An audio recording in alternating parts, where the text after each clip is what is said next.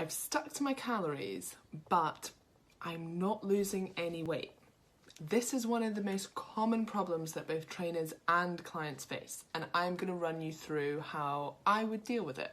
Loss takes a long time, so explain the rate of fat loss and explain that if fat loss is any faster, it's probably that you're losing water or lean body.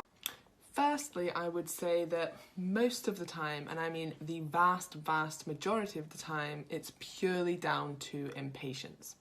But that doesn't mean you can just fob it off and say you're impatient. You need to explain why fat. But don't just say, oh, it's probably water retention. Actually explain why. So explain the 3,500 calorie rule. Explain why fat loss is a slow process.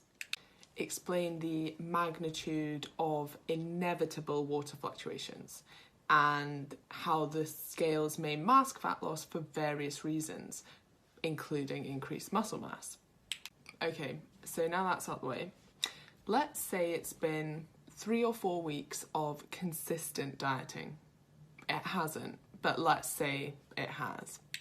First, we need to accept on both sides, client and trainer, that the client is not in a deficit. Possibly despite their absolute best efforts, they're not in a deficit. So now, what are we going to do? We'll go down if you're losing significant body fat.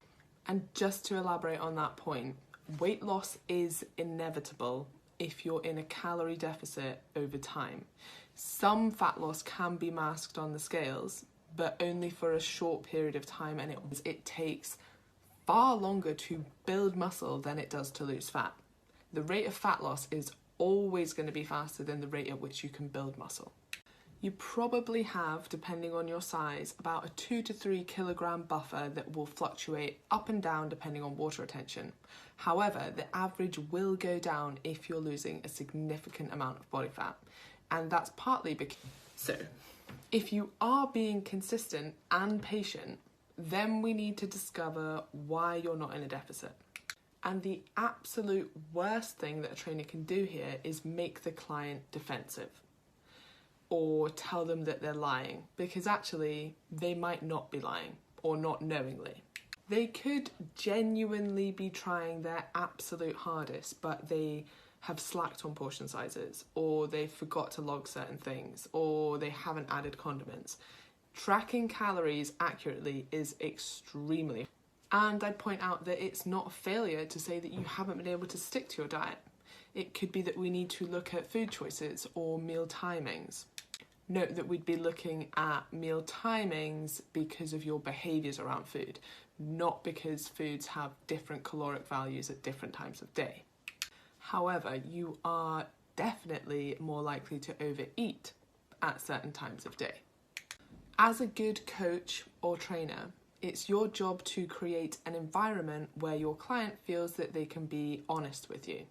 And as a good client, it's your job to be honest with your trainer so that they can help you. Communication is a huge part, and if I don't know where you're struggling, it's very hard for me to help you. And I'm pretty good, but I'm not a mind reader. You have definitely not let me down or yourself down if you haven't been able to stick to your calories. Dieting is hard, and maybe we just need to find a different approach. So if you're honest with me, I can figure out ways to help you. I would much rather someone told me that they couldn't stick to their calories, that they felt too restricted, or that they didn't track on the weekends, because those are things I can work with. And do remember that I am on your team and I want you to get results. So, take home tips to clients, please be honest with your trainers. Take home tips to trainers, please approach things in a non-judgmental way and create an environment where your client wants to be honest with you.